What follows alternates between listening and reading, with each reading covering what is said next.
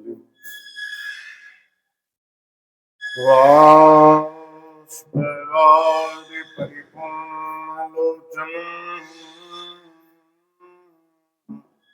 मारुतिं नमत राक्षसान्तकम् गंगातरंगरमणीयजटाकलापं गौरी निरन्तरविभूषितवामभागम् नारायण प्रियमनङ्गमदापहारम् वाराणसीपुरपतिं भज विश्वनाथम् श्रीगुरुचरण सरोज रज निज मन मुकुर सुधारि वरनो रघुवर विमल जसु दायक फल चारि अपने अपने घर की सब को पीर तुम्हें ही पीर सब घरन की धन्य धन्य रघुवीर वीर वीर रघुवीर प्रिय समीर समीर कुमार अगम सुगम सब काज कर तलु सीध विचार जय भारती मृदुल जय भारत जय जय माता हुलसी वंदनीय बुंदेली धरा के जय जय बाबा तुलसी पूतना हम चाहते प्रभु चरित सिंधु पार में करो पार बेड़ा सार दे बन कर तरणी मझधार में तुलसी सीता राम कहूँ प्रेम राखूं विश्वास अब हूँ विगरत नाम के राम कृष्ण के दास लेत सदा सुधि दीन की सहज दया के धाम जननी जनक प्रभु दास के जय श्री सीता जो सुख को चाहिए सदा शरण राम की ले कहो नानक सुन रे मना दुर्लभ मानुष देह भजे गोविंद गोविंद गोपाल भजे गोविंद गोपाल भजे गोविंद गोविंद गोपाल भजे गोविंद गोविंद गोपाल भजे मुरली मनोहर नंद लाला भजे मुरली मनोहर नंद लाला भजे गोविंद गोविंद गोपाल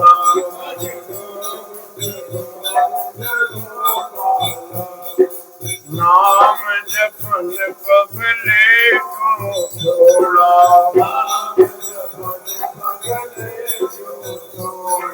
प्रभु से नाता क्यों नहीं जोड़ा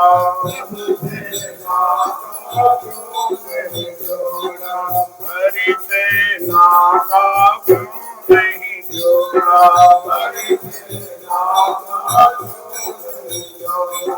कलयुग केवल नाम आधारा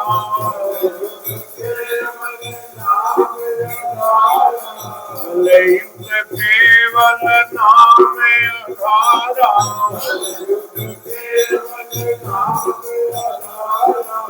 मेरी तुम्हें नर नहीं पारा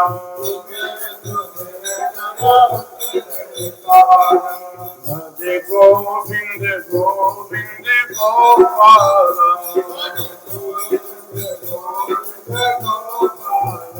भजे मुरली मनोहर नंद लाला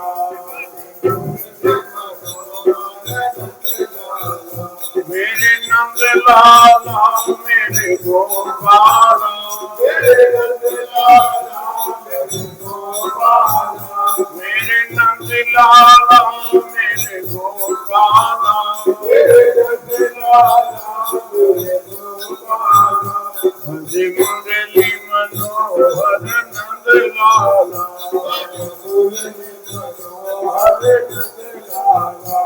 हे नाथ पकड़ लो हाथ मेरा नाथ पकड़ लो हाथ मेरा टूटे न कभी भी साथ तेरा भजे गोविंद गोविंद गोपाला भजे मुरली मनोहर नंद लाला भजे गोविंद गोविंद गोपाला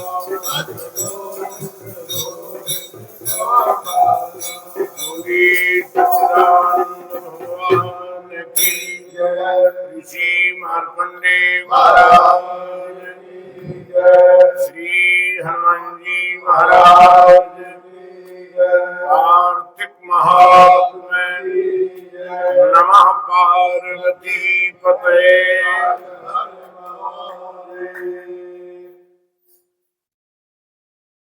अखिल कोटि ब्रह्मांड नायक अकारण करुणाकरण करुणा बरवाले भारत के भव्य भाल को ऊंचा करने वाले धनुर्धर प्रतापी परात्पर परमात्मा के श्री चरणों में बारंबार वंदन। मैं ऋषि मार्कंडे जी महाराज के श्री चरणों में नमन करते हुए बल विक्रम और स्वार्थ एवं साधना के संगम श्री हनुमान जी महाराज की भाव में उपस्थिति में उनके श्री चरणों में कोटतः नमन वंदन। इस दिव्य देवालय में भगवान की अर्चना उपासना करने वाले सम्माननीय श्रद्धेय अर्चक वृंद,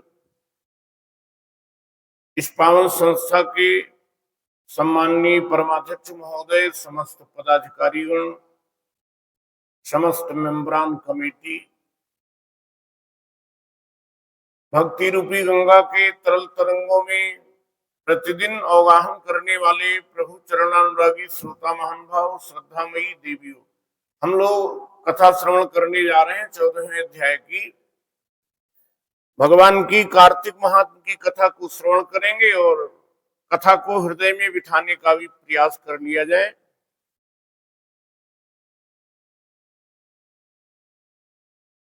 नारद जी ने कहा, तीनों राक्षस, तीनों सेनापतियों नंदी, गणेश तथा स्वामी कार्तिकेय को देखकर मल्ल युद्ध करने के लिए दौड़े। हमारे यहाँ युद्ध के भी अनेक अनेक प्रकार हैं। हनुमान जी बहुत बड़े योद्धा हैं, तो उनसे पूछा गया गदा चलाओगे, कैसे लड़ाई लड़ोगे? हनुमान जी ने कहा, मैं किसी अस्त्र शस्त्र का प्रयोग नहीं करूंगा, मैं तो युद्ध करूंगा, लेकिन मल्ल युद्ध करूंगा। कुश्ती, देखो पहलवानों के चैंपियन है हनुमान जी महाराज।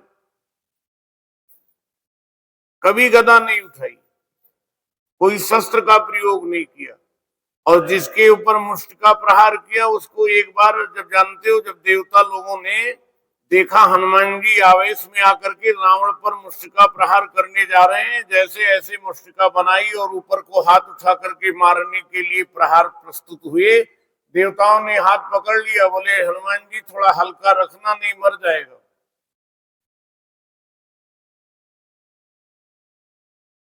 मल्ल युद्ध करने के लिए 3 सेनापति हैं,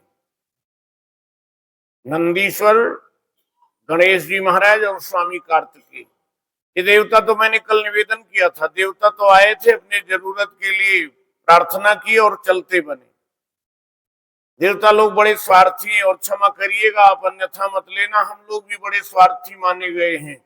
हमारी जरूरत होती है तो भगवान के आगे हम लोग प्रार्थना भी कर लेते हैं, लड्डू पेड़े का भोग भी लगाते हैं, और दल जो है अगर जरूरत ना हो तो दिल के दरवाजे बंद होने में देर भी। ये देवता आए थे और एक एक करके चले गए, लड़ने के लिए छोड़ गए महाराज नंदीश्वर भगवान। ये जो है ये सेनापति है युद्ध के, शंकर भगवान के। गणेश जी शुंभ और कार्तिकेय। गणेश जी शुंभ से लड़े, नंदीश्वर कालनेमी से लड़े और स्वामी कार्तिकेय निशुंभ से युद्ध करने लगे। निशुंभ ने कार्तिकेय के वाहन मयूर के हृदय में शीघ्रता से 5 बाण मारा। स्वामी कुमार कार्तिकेय जी मयूर का वाहन है, मोर। कार्तिकेय क्रोधित होकर के शक्ति को उठाना ही चाहते थे, इतने में निशुंभ ने तीव्रता से अपने शक्ति से खडानन की शक्ति को काट दिया। नंदीश्वर ने सैकड़ों बाणों से कालनेमी को मारकर 7 बाणों से प्रहार किया। क्रुद्ध कालनेमी ने नंदीश्वर के धनुष को काट दिया। नंदीश्वर ने उनके आक्रमण को रोककर त्रिशूल से कालनेमी की छाती में प्रहार किया। कालनेमी का हृदय विदीर्ण हो गया। ये कालनेमी बड़े पराक्रमी राक्षस हैं। और कालनेमी को जानते हो किसने मारा है? कालनेमी का मतलब होता है बाहर कुछ और भीतर कुछ और। हनुमान जी जिस समय में औषधि लेने के लिए जा रहे थे, तो जब रावण को मालूम लगा कि हनुमान जी दवा लेने जा रहे हैं, तो कालनेमी के पास गया रावण। और रावण ने कहा आप जो है हनुमान जी को रोको। कालनेमी घबरा गया। कालनेमी ने कहा है भगवान, रावण से कहा एक बात बताओ। रावण क्या? बोले जब उस बानर ने तुम्हारी लंका जलाई थी तो तुम कैजुअल लीव पर चले गए थे क्या? उस दिन तुम लंका में नहीं थे? बोले नहीं थे। तो बोले जिसने तुम्हें देखते देखते तुम्हारी लंका जला दी, भला उसको हम जीत पाएंगे? रामधारी सिंह दिनकर ने लिखा है, अजय लंकेश की लंका जलाकर खाक कर आए। अजय लंकेश की लंका जलाकर खाक कर आए। हनुमान जी महाराज जो अजय पराक्रमी, इतने महाबली रावण, जिनके आगे सब देवता हाथ जोड़ते थे, लेकिन उनकी लंका उसके देखते देखते जला करके भस्मीभूत कर दिया। देखत तुम ही नगर जे जारा, तासु पंथ को रोकन हारा। तासु पंथ को अरे हम भला रोक पाएंगे? कालनेमी को हनुमान जी ने मारा है। हनुमान जी रुद्रावतार हैं, शंकरावतार हैं।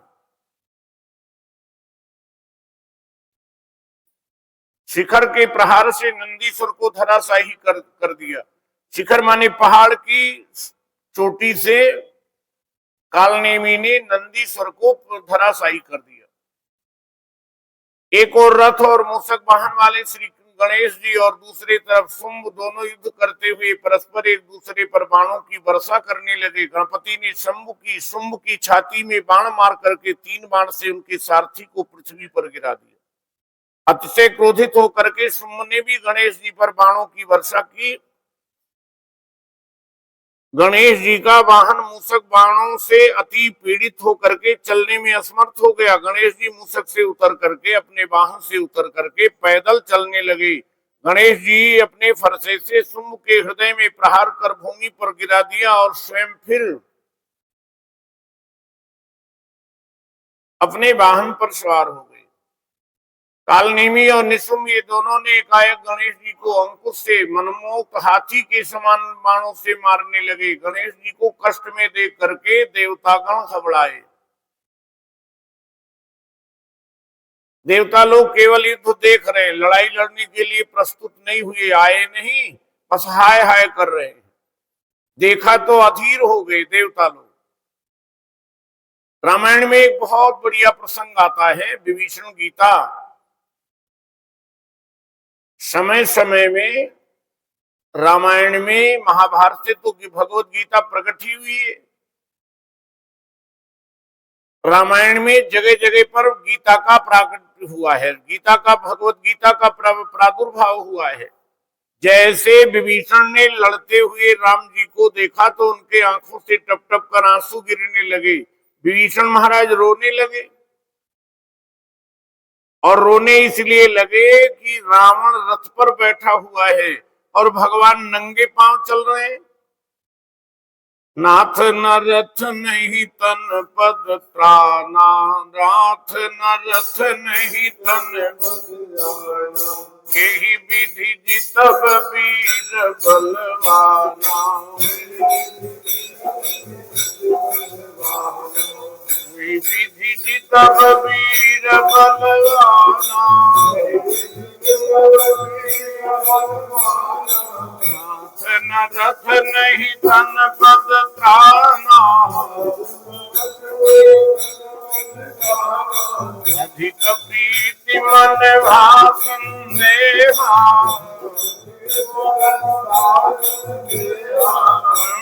चरण कह सहित स्नेहा,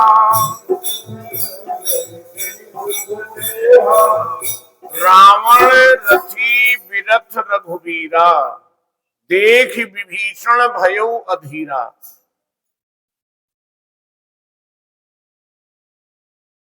देख विभीषण भयो अधीरा, अधीर हो गए।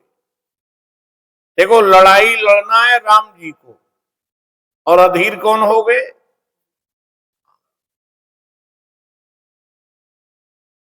भगवान के मित्र भी बड़े विचित्र हैं। अर्जुन को लड़ाई लड़ना है, लेकिन लड़ाई लड़ने से पहले अधीर हो गए, और जब अधीर हुए तो भगवान ने कहा, देखो निमित्त मात्रम भव सभ्य साचिन, हे अर्जुन तुम्हें तो निमित्त बनना है, ये तो मरे हुए हैं, इनको तो हम पहले मार दिए, लड़ाई मन मात्र करनी है तुम्हें।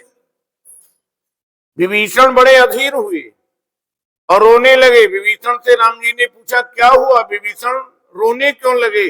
बोले, बात ये है प्रभु, रावण रथ पर बैठा हुआ है और आपके पास रथ नहीं है, और आपके पांव में जूते भी नहीं, निरावरण चरण हो। अच्छा, एक बात बताएं, कोई योद्धा लड़ाई लड़ने के लिए लड़ रहा हो, कुश्ती पहलवान लड़ रहा हो, तो उसके उत्साह को बढ़ाना चाहिए या उसे ये कहना चाहिए कि आप इससे जीत नहीं पाओगे? हतोत्साहित नहीं करना चाहिए, उत्साहित करना चाहिए। और विभीषण ने यही काम किया।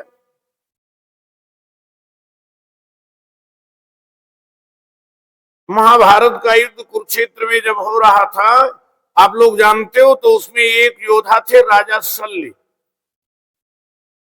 ये राजा शल्य जो हैं, ये पांडवों के मामा थे, पांडवों के नकुल सहदेव के मामा थे, पांडवों के मामा थे, और ये अपने भांजों की मदद करने के लिए चले। बहुत कुशल जो है सारथी थे, बड़े कुशल रथ के चालक थे, बड़े योद्धा थे, तो ये लड़ाई में मदद करने के लिए भांजों की चले। लेकिन दुर्योधन बड़ा तिकड़मी, उसने क्या किया, इनके रहने खाने पीने की सब जगह जगह व्यवस्था कर दी, बढ़िया व्यवस्था खान पान रहने की कर दी।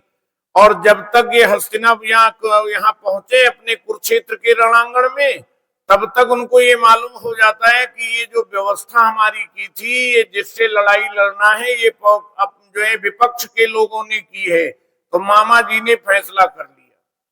ये मामा भी कई बार बड़े खतरनाक साबित होते हैं, कंस मामा, शकुनी मामा आदि आदि। अब मामा ने फैसला कर लिया, बोले अब लड़ाई हम उनके पक्ष में करेंगे जिनका अन्न खाया है। भगवान ने कहा, अरे ये तो महारथी, ये योद्धा हमारे हाथ से निकल गया। तो आप जानते हो, भगवान भी आकर के द्वारिकाधीश ने कहा, मामा आप लड़ाई उनके तरफ से लड़ना, लेकिन एक काम अपने भांजों की भी कर देना, एक काम कर देना। क्या? बोले, जब कर्ण का रथ चलाना तो उसे हतोत्साहित करते रहना। और आप जानते, कर्ण जब लड़ने के लिए प्रस्तुत हुआ तो बोले, मेरे रथ को और कोई नहीं चला सकता है, मामा शल्य चला सकते हैं। तो शल्य ने निश्चय कर लिया, पहले ये जो है कहा, हम कितना भी कुछ कहेंगे, लेकिन मेरे कहने से कभी कर्ण नाराज नहीं होंगे। जब लड़ाई होने लगी तो बार बार कर्ण के लिए, अंग प्रदेश के राजा कर्ण के लिए, जानते हो, यही तो कहते रहे राजा शल्य, अरे भला आप गांडीवधारी अर्जुन को जीत पाओगे? कर्ण वचनबद्ध है। जो काम राजा शल्य ने कर्ण के साथ किया है, वही काम देखा जाए तो विभीषण जी ने राम जी के साथ किया है। सामने लड़ने के लिए योद्धा आ गए और कहने लगे आप जीत नहीं पाओगे, बड़ा मुश्किल दिख रहा है। क्यों? बोले नाथ न रथ नहीं तन पद त्राना। सामने देखो योद्धा रथ पर बैठा हुए, आपके पांव में जूते नहीं। कही विद जितब वीर बलवाना। लेकिन जानते हो, मैं निवेदन कर दूं, जहां प्रीति अधिक होती है वहां नीति का विचार समाप्त हो जाता है। विभीषण के हृदय में प्रीति थी, रोने लगे थे। और आप जानते हो भगवान ने बहुत सुंदर उपदेश दिया, मेरे मित्र मेरे सखा, जिससे लड़ाई जीती जाती है वो रथ और होता है। वो कौन सा रथ है? बोले सौरज धीरज तेहि रथ चाका, सत्यशील दृढ़ ध्वजा पताका। उस रथ में शौर्य और धैर्य का पहिया लगा हुआ है। एक बहादुरी का पहिया है, एक धैर्य का पहिया है। आदमी बलवान हो और धैर्य खो दे, इसलिए दो पहिए लगे हुए हैं।